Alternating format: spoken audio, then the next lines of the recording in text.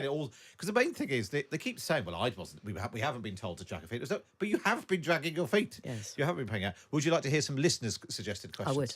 This is a question from Steve. I believe there's going to be tax cuts, but may I suggest that you keep your tax cuts, pay the doctors and the nurses what they want, and the railways, so we can get back to health, get back on the trains, and get back to paying our taxes. Common sense, man. Sounds good to me. Some scouse common sense there. Well, we don't know it's Scouse, do we? Although it certainly sounded. It was so sensible. I think it probably was Scouse. Yeah. Very good. We've got another question now from John. Mr. Speaker, does the Prime Minister know that the opposite of the word disgruntled is in fact gruntled?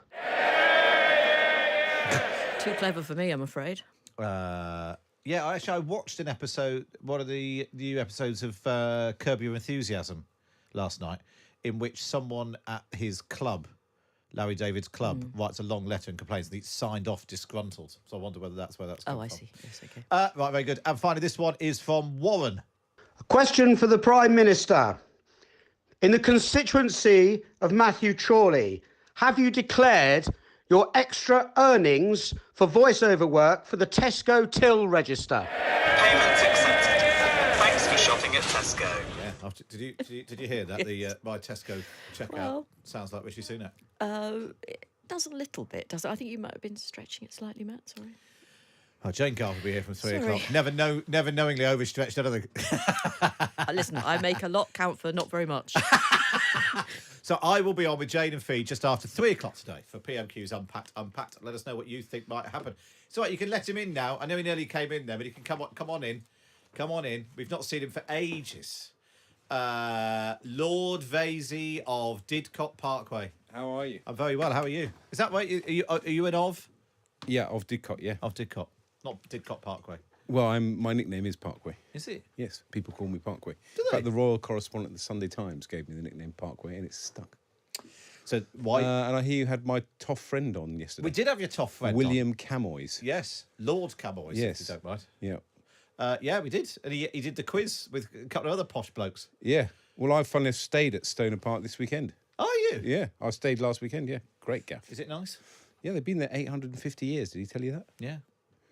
They hid this Catholic saint called Edmund Campion in 1580. Did they? Anyone can make up that, They can't got taxed to extinction for staying as Catholics. I mean, tough life. Well, obviously not to extinction. But he told a very funny story about James Bond, which I haven't read yet, so I've no idea what it is, and I haven't listened to you on catch up. But he said he was in. Yeah, he filmed a James Bond there. Yeah. Yeah. Now you're here for PMQs. Yeah. Now, if you were, we were just asking Jane, if you were gearing up for PMQs today, what would you ask? Oh. If you were Keir Starmer, what would you do? I'd do Lee Anderson. Yeah. I'd do Lee Anderson. I'd punch the bruise. Yeah. Lee Anderson. He's trouble. Trouble for the Tories. And what about Liz Truss?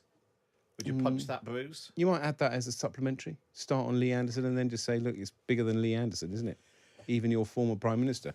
Because there are all these weird people who were at this CPAC conference, weren't there? It was bad enough that she let the Tommy Robinson things slide, but then all these other weird speakers. I mean, Should he kick her out? She's off the reservation, isn't she? Can't really kick out an ex-Prime Minister. Bit tricky. Is it?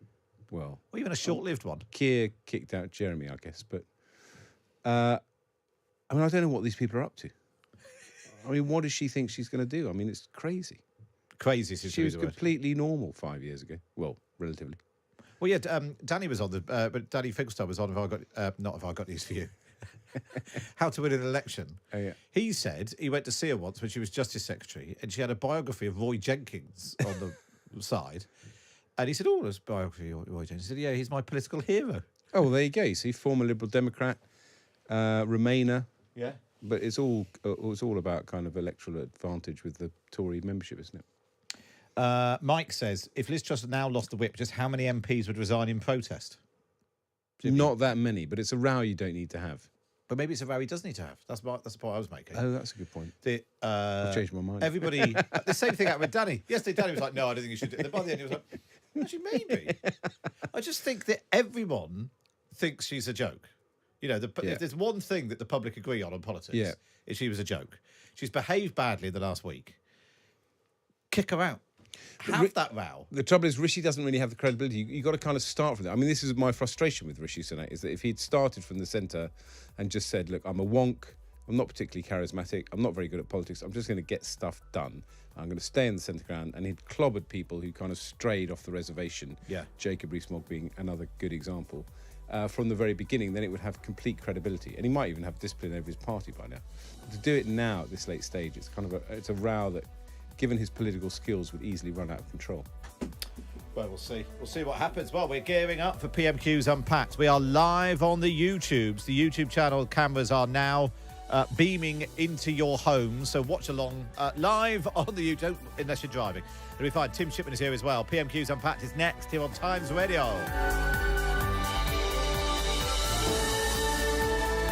On DAB Digital Radio, on the Times Radio app, and on your smart speaker. Times Radio, the election station. It's 12 o'clock. I'm Matt Chorley, and this is Times Radio. In a moment, PMQs Unpacked, but first a look at the headlines this lunchtime. Prince Harry has lost his High Court case against the Home Office over his security. It was scaled back when he stepped back from royal duties. The judge ruled the decision was not irrational nor procedurally unfair. The Conservative MP Mike Freer, who's leaving Parliament over safety concerns, has told Times Radio that money for extra security will not resolve the problems democracy faces. £31 million is going into protecting politicians who faced increased threats since the Israel-Hamas war. Alexei Navalny's wife has told the European Parliament that Vladimir Putin is the leader of an organised criminal gang. Yulia Navalnaya has told politicians to search for the mafia associates in their countries. And the estate agency Knight Frank says there will be a massive transfer of wealth and assets in the next 2 decades to millennials. Those born before 1979 are thought to have more than £2.5 trillion tied up in property, which they'll pass on when they die. And we'll have a full news roundup in an hour's time. But now, this is Matt Chorley on Times Radio in association with Revolut. You can download the free app 18+. Terms and conditions apply. Live on Times Radio and the Times Radio YouTube channel. It's time for this. PMQs Unpacked on Times Radio. Unpacking the politics and cutting through the crossfire. Order, order. I call Matt Chorley and Tim Shipman. Tim Shipman's here. Now, Tim, this time last week, it was a bit dull, and then it all kicked off just as we'd finished. Yes, I mean, well, I'm predicting. I mean, if you want predictions, I think they're pretty much the same as what we thought might have happened last week. We've got the Rochdale by-election this week. We've got Lee Anderson kicking off all over the shop. We've got a budget coming up. There's lots and lots of things that they can both have a go at. I don't think it's going to be possible to sort of close it down like Starmer managed to last week. So, actually, did you watch... So, Ed Vaizey's also here, Lord Vaizey of Times Radio and Didcot. Did you watch PMQs last week? Do you normally... No, I never watched PMQs. Don't you? No. Did you used to go when you were... No, I never went when I was an MP either. Did you ever ask a question at PMQs? Yes, of course. So how did you ask a question if you weren't there? Well, it was a disaster, my question. So I got a very early question in 2005 when I was when Blair was Prime Minister, and it was just when Cameron was doing the whole end of Punch and Judy politics. Oh, yeah. So I wanted to ask about healthcare in Oxfordshire, which was actually weirdly under a Labour government having its budgets cut. And I stood up, and in a consensual fashion, I'd even rung Downing Street to tell them I was going to ask a question about healthcare. I stood up and I said, we have many fine doctors and nurses in Oxfordshire. And a Northern Labour MP shouted, "We agree with you, lad, you can sit down now." And the whole place collapsed in laughter. Cue Tim Shipman and you. And nobody heard my question. Right. And Blair just patronised me, and that was the last time I tried it.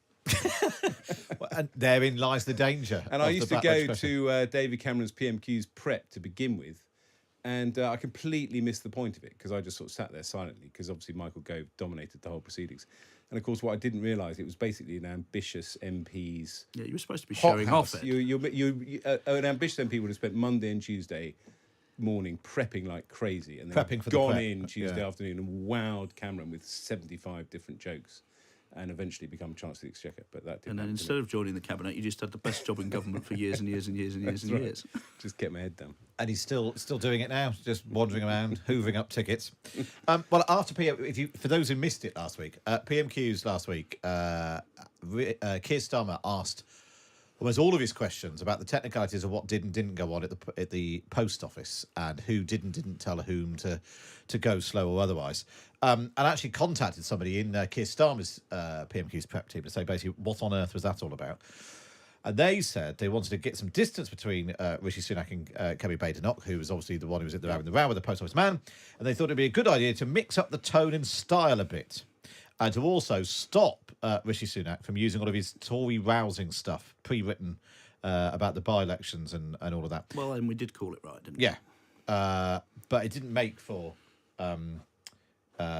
they said, but don't worry, the horrendous jokes will return. It gave me a hook to write about the leadership plotting and infighting at the weekend. Yes. The fact that the leader of the opposition was going after the putative frontrunner. Exactly right, which was quite interesting. From that point It of was view, interesting in it that was not an sense. entirely wasted session. But obviously, then what happened, mere hours after PMQs, was the enormous row over the motion to call for immediate ceasefire in Gaza put down by the SNP, which the government get to put down an amendment because that's the rules. And then the Labour Party wants to put down its own amendment, which normally isn't called. But after Keir Starmer went to see Lindsay Hoyle, he said he would call that amendment. All hell broke loose. Since then, over 80 MPs have called for Lindsay Hoyle to 86. go. I think actually, arguably, the most interesting thing is going to be seeing how the Hoyle performs today. Exactly. Is Will he be well-hoiled quite or- so keen to intervene and tell everybody off? And actually, Stephen Flynn, leader of the SNP in Westminster, was in the chair where you're sitting right now, Tim, just yesterday. And I tried to ask about where it's going to go. And he said they're going to keep up the fight. They want him gone. They think he's lost the control of the House. I pointed out to him that I'd noticed some SNP MPs were wearing ties in the Commons. They were clapping. They were doing all the things that normally Lindsay Hoyle tells you them off. not to. But will they keep doing that to try and undermine his... so there's a lot to go. Be interesting to see if they do that in PMQs. In PMQs, exactly. Will he...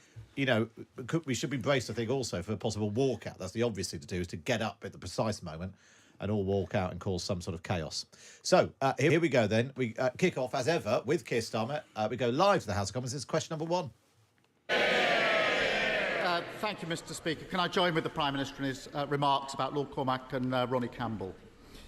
Tory MP spent last week claiming that Britain is run by a shadowy cabal made up of activists, the deep state, and most chillingly of all, the Financial Times. This is Liz Truss he's talking about. At what point did his party give up on governing and become the political wing of the Flat Earth Society? Well, Mr.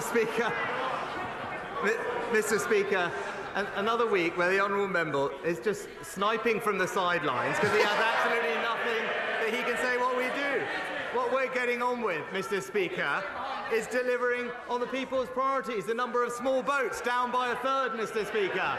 NHS performance, improving, inflation continuing to fall. And Mr. Speaker, not only that, we're delivering a significant tax cut for millions of working Britons. While his incoherent energy plans would put taxes up for everyone across the country. Well, there we are. A not bad... Back to the game as usual. Yes. But actually, a good demonstration now, precisely what Labour worry about, is if you do ask basically a clever dick question, there is a risk that all you actually get is a party political broadcast. That's true, but the really clever dick questions are not clever dick questions. They're just awkward questions that cause mischief and disquiet. So, interesting, though, that Sunak again ducked the opportunity to say, I'm different from that Liz Truss woman, who's the one who's torpedoed my party's credibility on the economy. I disagreed with her on all of that. I, funnily enough, disagree with her on this. And, it still shows a Prime Minister who's slightly worried about his right flank, that he feels he can't even put the boot into someone who I think 80% of his MPs thought made an absolute prize banana of themselves last week. But, I mean, it does give her the chance to come back. I mean, rather like Nadine Dorries, I hate to obviously put them in the same category. It's very disrespectful to who? Nadine Dorries. But, Liz Truss obviously is trying to kind of position herself in a slightly bizarre way. She seems to be running for vice president at the moment. To make herself very prominent. And so this will give her a chance to come back and say, no, what I'm saying is correct, this is all right, blah, blah, blah. But I also do think, Rishi Sunak is right, and he should have been doing this from the beginning of his premiership, just saying, these are the things I'm getting on with. I mean, I'm not sure I agree with his 5 priorities and whether he's going to get driven into a cul-de-sac on those. But he just says, look, I'm doing a job here. I'm doing it well. What have you got to say, Labour? Which is, and it is difficult for Labour because all they can say is, well, we don't know what the economy is going to look like in 6 months' time, etc., etc. But also, I suppose the point about that particular question is, when did you become the political wing of the Flat Earth Society? It's not actually putting him under any pressure. It'd be interesting to see if he goes as far as saying, you've taken the whip off Lee Anderson. Why don't you do the same for Liz Truss? Because then his answer might be more instructive. Let's go back to the comments. Question number 2 from Keir Starmer. Mr. Speaker, his predecessor spent last week in America trying to flog her new book. In search of fame and wealth, she's taken to slagging off an they made her Prime Minister, now they can't bear talking about her. In search of fame and wealth, she's taken to slagging off and undermining Britain at every opportunity. She claimed that as Prime Minister she was sabotaged by the deep state. She also remained silent as Tommy Robinson, that right-wing thug, was described as a hero. Why is he allowing her to stand as a Tory MP at the next election? Well predicted, Mr. Chorley. Mr. Speaker, I don't believe a single member of this House supports Tommy Robinson, Mr. Speaker.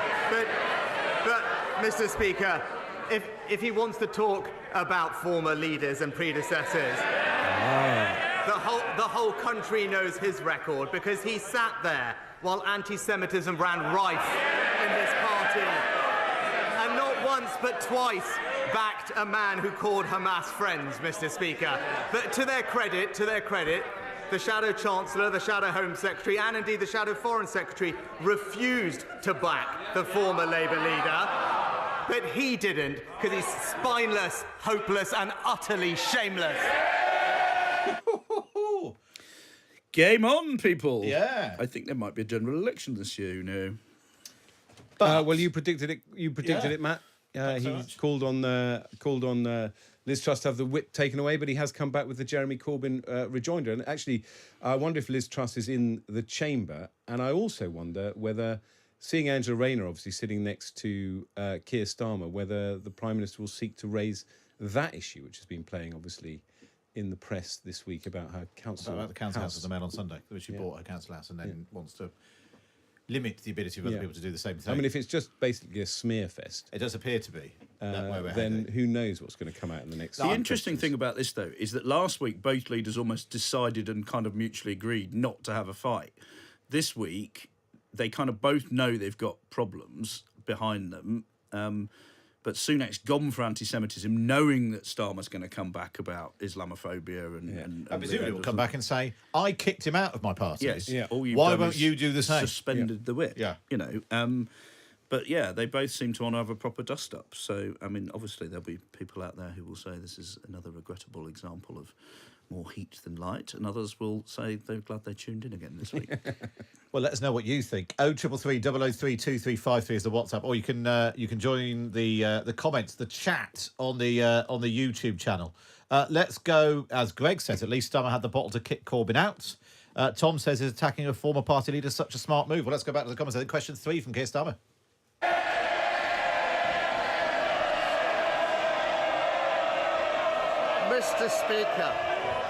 Mr. Speaker, I've changed my party for the better. He is being changed by his party. The reason he's letting her stand is because he's too weak to do anything about it. It's the story of his leadership. When they refuse to accept any blame for the ruin of the last 14 years, you do wonder who they think has been running the country all this time. Thankfully, the former Prime Minister's on hand again to help. It turns out it's all the fault of the media, the corporate world, and, bizarrely, the President of the United States. Winston Churchill once said, the price of greatness is responsibility. Now, I don't think the British public are expecting greatness from this Prime Minister, just a bit of accountability. so doesn't think it would be great if just for once the Tories actually took some responsibility. Mr. Speaker, he talks about leadership, he talks about change, but when I learnt of something that I didn't agree with, I suspended one of my MPs straight away. But Mr. Speaker, when he learned of vile anti-Semitic remarks made by a Labour candidate, what did he do, Mr. Speaker? He instructed his team to defend him. He sent a shadow cabinet minister to campaign for him, and he personally backed him for days. And that's the difference between us. I act on my principles. He hasn't got any. Wow. Yeah, well, it's punchy stuff, and look, the Tories can read the focus groups and the sort of intimate polling as well as anybody, and they know people are still not convinced by Starmer. People still don't know what Starmer stands for, and the concern about Starmer is that he keeps changing his mind, and does he have any of these principles? I mean, passing the Prime Minister's answer a little bit there, saying that he suspended Lee Anderson immediately is a little bit generous, because there was a quote from Tory Central Office effectively backing him prior to the decision to suspend him. But, he's right. Starmer took 48 hours to get rid of his candidate in Rochdale, and we'll see the outcome of that on Thursday. The implication is Lee Anderson said something he disagreed with. I suspended him immediately. The implication is that he doesn't disagree with Liz Truss. If you follow the logic of that, if someone says something which I think is unacceptable, I would draw the whip immediately. He's therefore... Yes, well, maybe this is Chorley prediction time again. Maybe if Keir Starmer is fast on his feet, he'll come back with exactly that point, saying, well, you've suspended Lee Anderson because you disagreed with him, but you haven't suspended Liz Truss. Do you agree with her then? But then it becomes a bit torturous for the viewer, unless you're completely sort of a Westminster Village aficionado. I think Sunak probably thinks what Lee Anderson said was sort of wrong and dangerous, and what Liz Truss has said is just stupid and doesn't require him to have an opinion on it. Not a brilliant question from Keir Starmer then? A weird Churchill quote both, in the middle? So far, they've all been sort of open-ended. They've been questions that are taunts and have just left it free for Sunak to come back. There's been nothing awkward that he's had to answer or had to dodge. But they would have been pleased with the Winston Churchill quote, the Labour team, because they obviously love quoting Tories back at Tories and Tories for the right-wing press. So, they'll bring out Margaret Thatcher, Winston Churchill whenever they can. Yeah. Well, let's go. This is PMQs Unpacked with Matt Chorley, joined by Tim Shipman and Ed Vaizey. Let's go back to the Commons question number 4. I can't believe it's saying it with a straight face. The former Prime Minister continued on her American odyssey. This journey into the wild west of her mind. She also claimed, Mr. Speaker, that Nigel Farage is the man to restore the Tory party. Can the Prime Minister confirm whether he too would welcome Mr. Farage back into the Tory fold? That's a bit better. That's a proper question. Yeah. That came from left field as well as well. We have a proud tradition of diversity and accepting everyone from every background. Indeed, it is a proud record that puts Labour to shame, Mr. Speaker. This is the party that delivered the first Jewish Prime Minister, the first female Prime Minister, the first black Chancellor, the first Muslim Home Secretary, and now led by the first British Asian Prime Minister. While it seems he can only champion men from North London, it's the Conservatives that represent modern Britain, Mr. Speaker. Well, it's an interesting answer. He's rehabilitated Kwasi Kwarteng. Well, he's rehabilitated. He's also appearing to leave the door open to a boy from Dulwich College, who scrapped his way up to fight his way back into the Conservative welcome Party. Nigel Farage back into the Conservative Party with a list of the Conservatives' proud history of diversity? Yeah. Well, they probably haven't had a genuine cigarette smoker for quite some time on the front bench. Yes. We have the first Home Secretary who chain smokes for 20 years. He could have said, I suppose, Nigel Farage would never dream of, he would dream of joining the Labour Party, but I don't know if that would have landed well. But, he didn't, he dodged the question. Well, look, I mean, the people who want Lee Anderson back also would quite like Nigel Farage in the party. So I think what he's done there is probably not sort of deliberately go out of his way to annoy them. What do you think, Ed, having been inside the Tory party? Well, you're a Conservative peer. Yes. Theoretically. I mean, on paper at least. Thanks, Tim. Is there any real prospect of Nigel Farage returning to the Conservative Party, and or is it just basically nonsense because he likes being in the news and people talking about him? And it all depends on the election result. I don't think there's any prospect of him joining the Conservative Party before the election. I think there's every chance of him rejoining Reform, as it were, and leading that from the front into the election and causing a lot of damage to the Conservative Party. And I suspect his mindset is that if he succeeds and the Tory party loses the next election and loses badly, the way is open for a kind of takeover. Because if you've got people like Suella Braverman and so on, then jostling for the leadership, then there might be a Tory leader in opposition who would welcome Nigel Farage back and indeed give him quite an important role. Somebody's just texted in saying Ed Vaizey's too nice for the nasty party. Oh, that's so sweet. It's coming from your number, though, so I'm not sure how that works. Well, if Nigel Farage gets back, you might find that Ed is suddenly a crossbencher. Or a bishop. Right, let's go back to the House of Commons there. This is what we're now to question number 5 from Keir Starmer. So this diverse Tory party does welcome Nigel Farage. The Prime Minister 2 months ago, the Prime Minister said the Tory party is a broad church. I welcome lots of people who want to subscribe to our ideals and our values. This is the same Nigel Farage who said he agreed with the basic premise of Enoch Powell's Rivers of Blood speech and bemoaned the influence of the Jewish lobby. So is the Prime Minister simply too scared to stand up to the gaggle of Tory MPs who moonlight as GB presenters, or does he genuinely think Nigel Farage shares the ideals and values of the Tory party?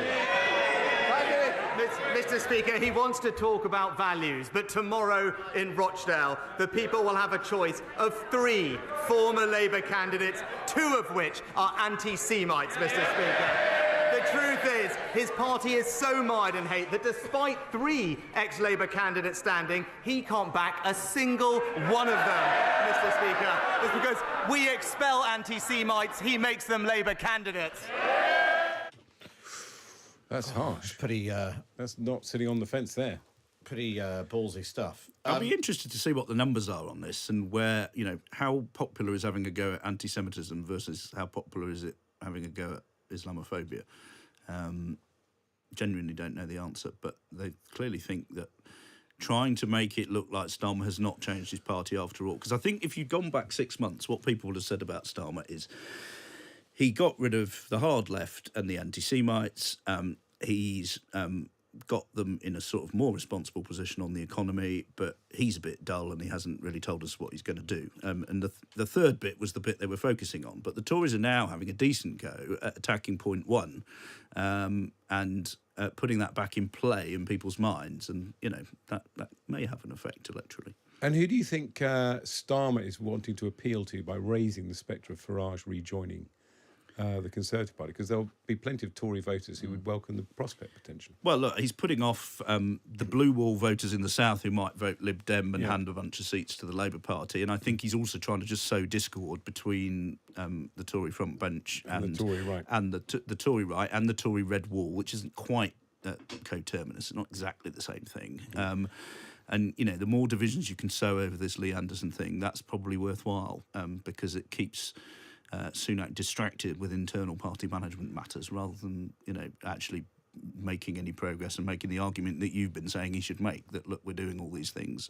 If he spends half his day worrying about this kind of stuff, then it's going to be less straightforward. And actually talking up reform, if you look at the polls of the 2019, the people who voted Conservative in 2019, more of them are going to reform than going to Labour at the moment. Yes. So, actually it's in Starmer's interest to keep that. Well, and also having them prominent gives them more support because they look more credible. And if you actually look at what, you talk to a pollster, some pollsters prompt for reform when they ask you who you're going to back, and some say the 3 main parties and then the other, and then they break. If you say other, they then offer you the reform. And the difference between prompting and not prompting is about 3 percentage points, according to the pollsters I speak to. So the very act of having them prominent publicly boosts their following. We'll see what difference that will make. Lots of people pointing out not a peep from Lindsay Hoyle today. No, even though it's been quite lively.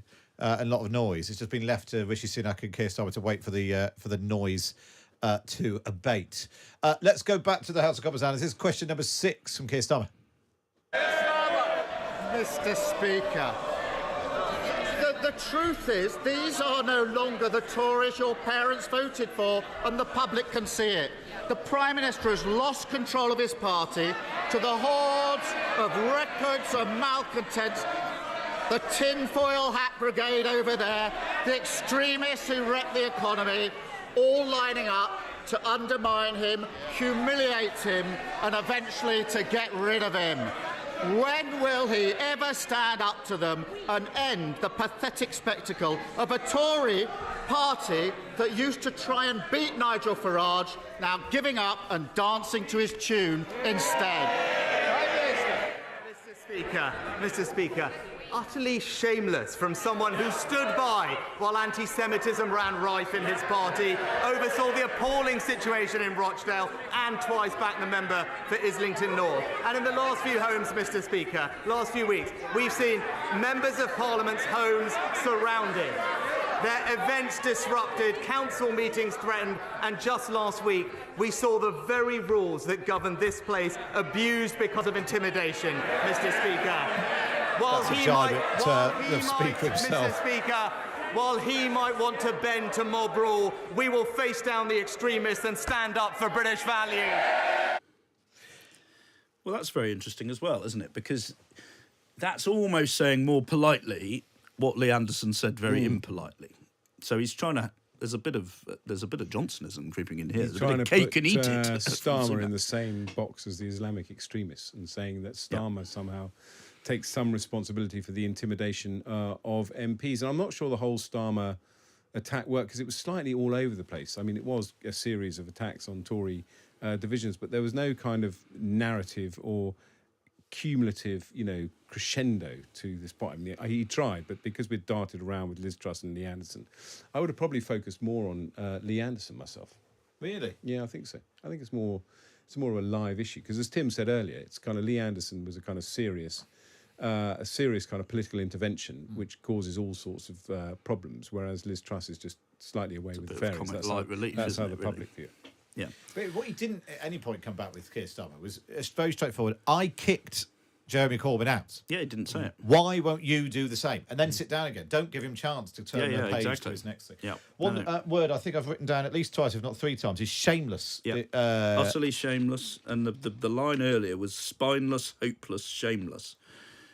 I mean, it's obviously punchy rhetoric, but I suspect that is a word that various members of the public have used in focus groups, and they thought, well, we're going to keep throwing that back at him. He's only, and that is his weakness. Only ever used the word shameless once. In December last year, he accused someone of typical shameless opportunism. That was talking about Keir Starmer, but that was just before Christmas. That's a brilliant piece of research. It's like being on the radio with 2 football pundits. I mean, you're like one of those commentators who say, the last time Manchester United scored from that particular position at that minute was in 1953. You've got it all before we can start drawing on the screen. It's absolutely brilliant. But I suspect also, by the way, that the Prime Minister believes it. I suspect if you were privately in the room with him preparing for PMQs, he would be saying, this is ridiculous. I've got problems, but for Starmer to go on this when he backed Jeremy Corbyn twice to be Prime Minister and then to stand up straight-faced and say that somehow my party tolerates Islamophobia because of Lee Anderson's remarks, it's shameless. He probably does believe that. Yeah, I think he probably does. And interestingly, when Johnson and then Sunak started using the sort of Corbyn line, because the narrative was that Starmer had basically dealt with this stuff, it didn't really land. And I think you and I felt it was a bit daft and a bit retro. And it feels to me like it's got legitimate fresh life now. Yeah. And it was interesting what he was doing, what Rishi Sunak did by peeling off Rachel Reeves, the Shadow Chancellor, David Lammy, Shadow Foreign Secretary, those people, Yvette Cooper, Shadow Home Secretary, who refused to serve under Jeremy Corbyn and were very publicly critical of him. Yeah. There is a difference there, and I don't think that Keir Starmer is ever fully accounted for his decision to carry on serving someone who he now thinks. I think his honest answer would be, I stuck around so I could be leader of the Labour Party and change it. Yeah. Which is a bit shameless and a bit opportunistic. But and also potentially if someone hadn't kind of won the leadership. Rachel Reeves and Yvette Cooper and would not be But sitting on that front bench. It's also interesting that the Prime Minister didn't use, Lindsay's troubles from last week to say, you're trying to make out that I've got a divided party. You have to basically lean on the Speaker to get a motion to try and unite your party because it's so divided. That's really interesting. It's really interesting. Because the Keir Starmer thing, he was asked by Anushka Astana for an ITV documentary, why did you go around the country campaigning for Jeremy Corbyn? You now say was beyond the pale. And he said, basically, he didn't think the Labour Party was in a position to win. And so essentially his inability to persuade anyone to vote Labour was so... Reminds me of when I went around the country with Ian Duncan Smith. But let's be honest, what people like Starmer and others were saying on the doorstep was, this bloke can't win, so you don't need to worry about him. Vote for me because I'm your local candidate, and we need to have as many good Labour MPs as possible. That I think is okay but for the you're right, MP. He's never been honest enough to have that conversation with the country. He was putting himself forward to being Jeremy Corbyn's government, which is very different. Lots to talk about the Rochdale by-election, so let me just give you the candidates. Azhar Ali was the Labour candidate, is now independent. Mark Coleman is independent. Simon Danchuk is Reform UK. Ian Donaldson's Liberal Democrat. Paul Ellison is Conservative. George Galloway, Workers' Party of Britain. Michael Howarth, Independent. William Howarth, Independent.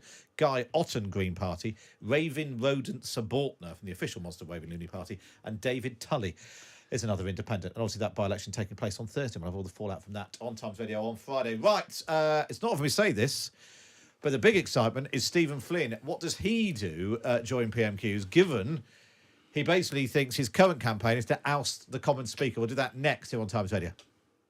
If you're looking to build your property portfolio and want to get ahead of the market, By Association is an award-winning property company that sources buy-to-lets, HMOs, short-term lets and holiday lets direct from leading UK developers before they go public. Text BA Radio to 66777 to find out more. By Association. Rated excellent on Trustpilot.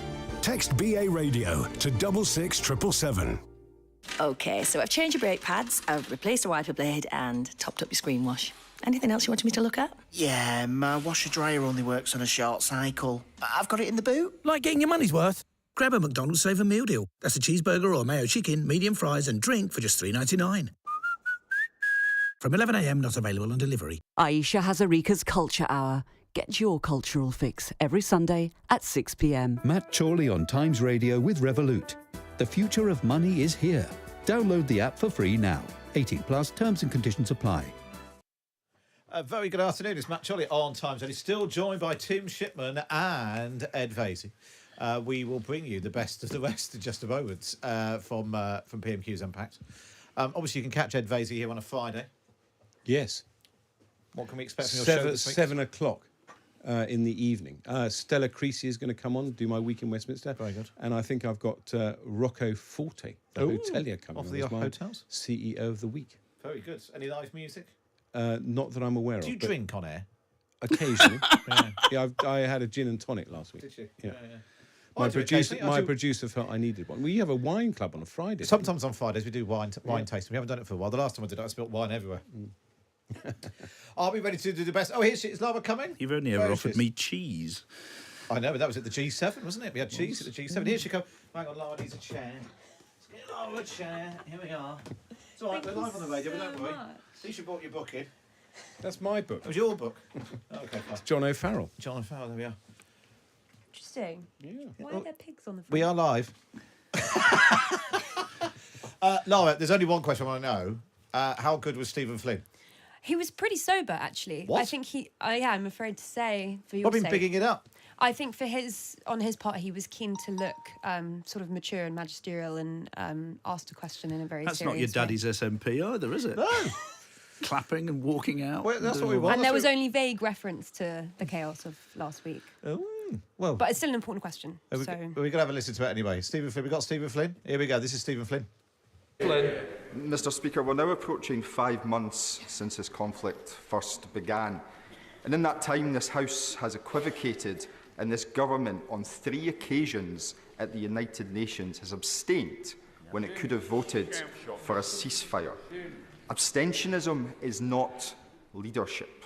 So can I ask the Prime Minister, should this matter now come before the United Nations, with a ceasefire potentially in sight, will he use his government's vote in order to deliver that ceasefire? Prime Minister. Well, Mr. Speaker, we support the United States draft resolution that was discussed with colleagues at United Nations last week, but just calling for an immediate full ceasefire now, which collapses back into fighting within days or weeks, and indeed does not release hostages, including British hostages, is not in anyone's interest. We must work towards a permanent ceasefire, and that starts with an immediate humanitarian pause to get aid in and hostages out. I agree with the honourable gentleman about the suffering of the people in Gaza, and in this country we should be proud of everything we are doing to help them and provide them the life-saving aid that they deserve.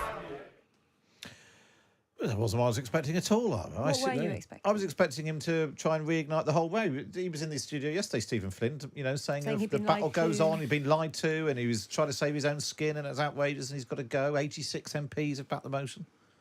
Yeah, I mean, I think one of the risks with today's PMQs for him is actually that the two main parties aren't removing him from his post, and to do something publicly might actually backfire on him in this moment. There's also this question that he's facing around whether or not he's politicising this issue, and this was perhaps a good opportunity for him to ask something. Rise above it. Because he didn't particularly like me pointing out that there was a lot of politics going on. Did he not? So do you think he changed his mind after coming on the Matt Chorley show? I mean, it's happened before. Allegra Stratton, you remember her? Yep. Used to be the Prime Minister's net zero spokesman. Yep. After she came on, she revealed that she had a Volvo, an old diesel Volvo. I gave her a hard time about it. The next time she came on, she got rid of it. Oh, that's interesting. People change their cars and change their positions. But I do think it's right that Stephen Flynn, I think it's right that it's become, a lot of people think this is a Westminster Insider row, MPs looking into themselves rather than talking about the issue. So he's saying, actually, I am a big man as well. I want to talk about the issue. That's why we had our motion.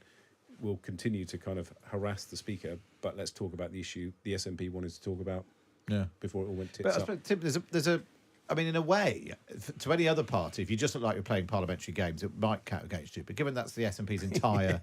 That's kind of their MO. Yeah, really. and actually, the more you were pointing out... And actually, for their voters in Scotland, Scotland, they kind of like that. They do think, this is the wicked imperial capital where nonsense occurs. Yeah. I think it would have helped the SNP of Scotland, don't you? I would have thought so.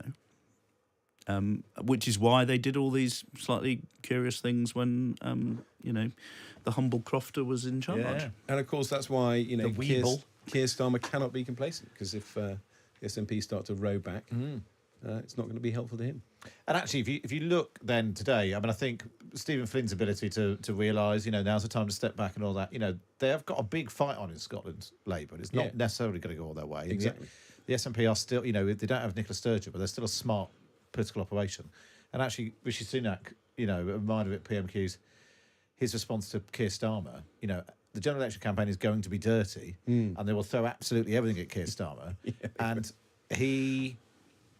they're not going to give up just because the polls say they're going to lose. No, I don't think they'll give up at all. No.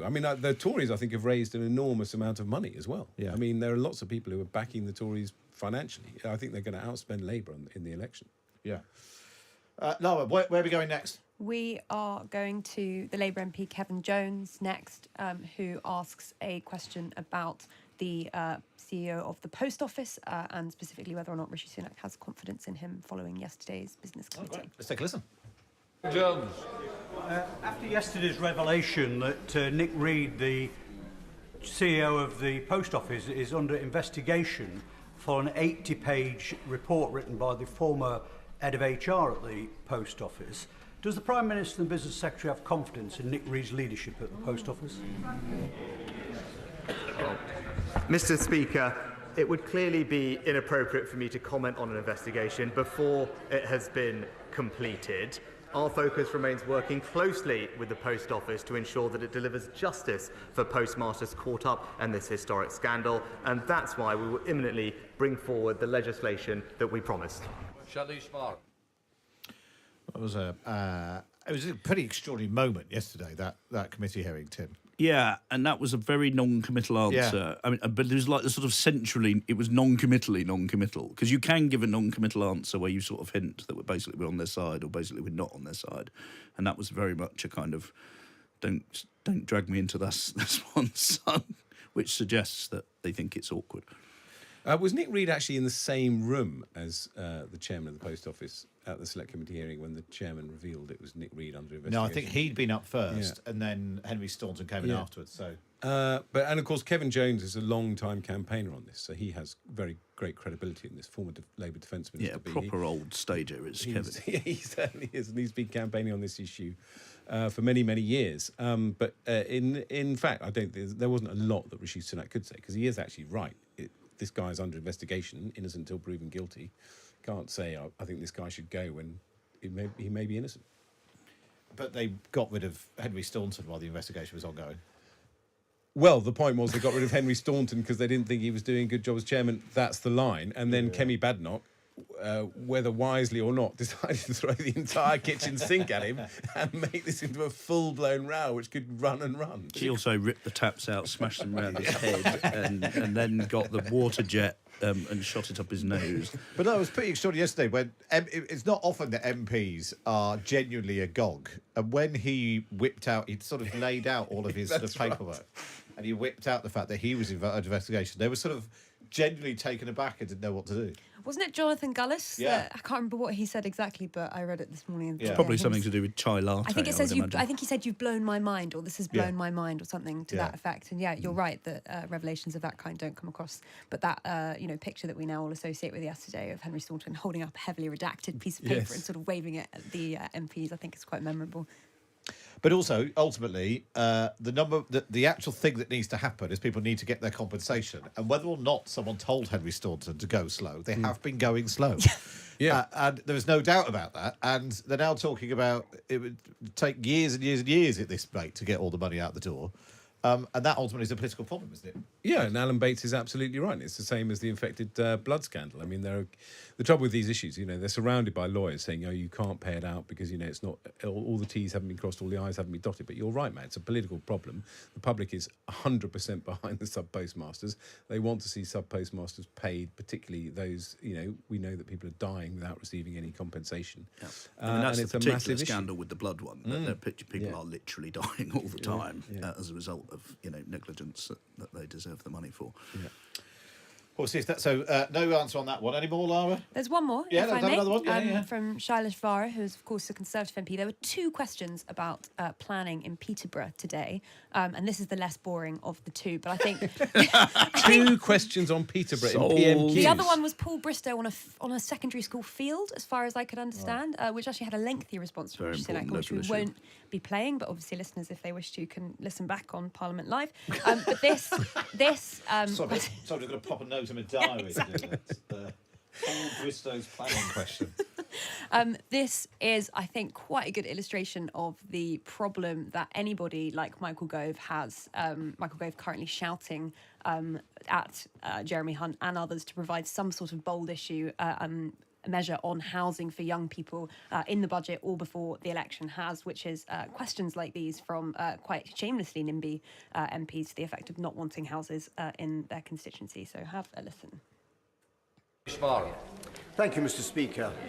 A few years ago, there was a proposal to build nearly 7,000 houses in a beautiful part of my constituency near the villages of Castor and Aylesworth, against the wishes of the local residents. I worked with the local community, and together we were able to stop this development. However, efforts are now being made to include this land in a revised Peterborough local plan. Would the Prime Minister agree with me that it is very important that the voice of the local community is heard, and that it is unacceptable that developments can take place in this circuitous way, especially when there is other more suitable land available in and around the city of Peterborough? My right honourable friend raises an important issue, and he's right that the local community should always have their voice heard. It's important that councils bring forward local plans, but this must be done in close consultation with local communities because their voices matter. As I understand it, the Peterborough local plan is still under preparation and there are opportunities to provide comments on the draft plan. So I encourage and commend my honourable friend for continuing to support his local community to make sure that their voice is heard. Sir Owen. Oh, housing. Well, Do you know what this I- is where I become Stalinist. Build the homes. We Do you need know the what I actually homes. started thinking then? My mind slightly drifted, and the two men sitting behind Rishi Sunak seem to have the same tie on. Oh. I don't know if it's is it a Can we military go back? thing? I Can we was get too it? busy getting angry about house building. Yeah, thanks so much, Matt, for caring so deeply about Well, obviously, people yeah. getting on houses. The people of it's easy Peterborough to are mock. always my thoughts. Easy to mock Charlotte Varda. That is textbook. You're Textbook fighting your seat. localism. I stopped the planning development. That's in the question. I stopped the planning development. Local residents don't want it. I'm with my local residents. There are other places in Peterborough, translation, other constituencies where this housing could Maybe go. Paul Bristow's. Thanks very much. There's a lovely on Paul Bristow's playing field, for example, you Yeah, get yeah. at least half the houses. But this is there? Will there ever be a tipping point where Tory MPs might accept some housing in their constituency? No. No. I mean, there are no votes in supporting housing development. There are only votes in opposing. Which is why we don't build enough houses. Correct. Just so you know. This is why you need planning reform. That's why you need planning. Yes, Which you they've need tried. you need to take local councils out of planning, and you need to impose housing on areas because Well, according to the Prime Minister, we need to make sure that local voices are heard. Yes, well, unfortunately, when local voices are heard, they all say no. Silence the local voices. Yeah. We need national 5-year plans. It's very We did have- straightforward. We did have, didn't we? We did have, and Rishi Sunak dropped Yes, them. yes, he did. Yeah. Yeah. Yeah. So Well, they weren't being hit either. And Labour never hits them either. I mean, this is the whole thing. This is one of the great, I mean, we built HS2 about 40 years after we should have done. Yeah. Or not, as it turned Or out. not, Yeah. as the case may be. Housing and building a third runway, these are dramatic, colossal, collective failures of the entire political class. It's absolutely pathetic. And for someone who's been covering it for 20 years, I'm more cynical about house building than any other subject. Well, I think Rishi Sunak has put a planning barrister into the House of Lords. A planning barrister into the House of Lords. Who's that? Charles Banner, KC. I'm not sure any good comes of putting barristers in the House of Or Lords. indeed to be anyone. honest. Old friend of his. Oh, yeah, they were spotted at the cricket together, That's I think. right. We saw. There we are. Very nice. I teed it up, but they completely failed to hit the ball. It was pathetic. Two of the foremost political brains in British journalism completely missed the point. Let me lighten the mood briefly, though. Come on. Prince Harry has lost his case against Yeah. the Home Office, and James Oh. Heal of The Spectator has done a really fine tweet. Said, commiserations to Prince Harry on becoming the only person to ever launch an unsuccessful legal challenge against the Home Office. Very good. That is very good. Very good. Domenic's been in touch. Dominic. Oh yes, Dominic. So there are core texters to Yeah. Times Radio, and they deserve special awards. And do they ever sleep? Because I do a Friday evening show. Dominic texts me. Yeah. Matt's lunchtime show. When I do Marialla's show, if I stand in, Dominic texts. I mean, they're on it. I like Dominic a great deal. By the way. he's been in Never met touch him. about. Is this Dominic Grieve or No. Then he's spelled Domenyk. Yeah, and because I asked, do you have a drink when you're doing your show? And you said you do occasionally. And he says, hello, Matt. It's not whether Ed has a drink when he's doing his show. It's how much we listeners have to drink. Cheers. So there we are. There we are. Nothing like the great British public. There we are. That's one of the better ones. Thank you so much for that. Ed, lovely to see you. Are you on this week or are you gallivanting? Well, I'm on Friday. Yeah, Yeah, you're on Friday. You asked me what was on it, and it went in one ear and one out the other. I've got Stella Creasy. I've got Rocco Forte. And it went in one ear and out the other. I don't know why. Ed Vaizey will be here from 7 o'clock tonight. Lara Spirit will be in your inbox at 3 p.m. 3 p.m. with the Times Red Box. I don't think Ed will be at PMQs 7 Unpacked. o'clock tonight. No, 7 o'clock. You see, he wasn't listening either. He's On already on his Friday. phone. He's already on his phone, organising lunch. Friday night, 7 p.m. till 10 p.m. 3 hours I of won't be live able to radio. listen because I'm on stage. 3 hours of live radio, the show that Matt Chorley is always rude about because people do report back to me. I don't report. I said it's He the most says things chaotic that- show yes, on the radio. Exactly. Well, that's true. That's not rude. That's a factual account of what happens. And we're making a decent fist of competing right now, aren't we? That's fine. Tim Shipman will be in the Sunday Times at the weekend as well. Right, up next, we're going to find out about the wonky pub and how easy it's going to be to rebuild. It's Matt Chorley on Times Radio in association with Revolut. You can download the free app, 18+. Terms and conditions apply. Times Radio Breakfast. Asma's off, which is a total scandal, but don't worry, I'll be joined by Kate McCann, who'll talk through all the news, the politics, whatever else takes our fancy. Lots to come in the show. Evgenia Kara-Murza, the wife of the jailed Russian opposition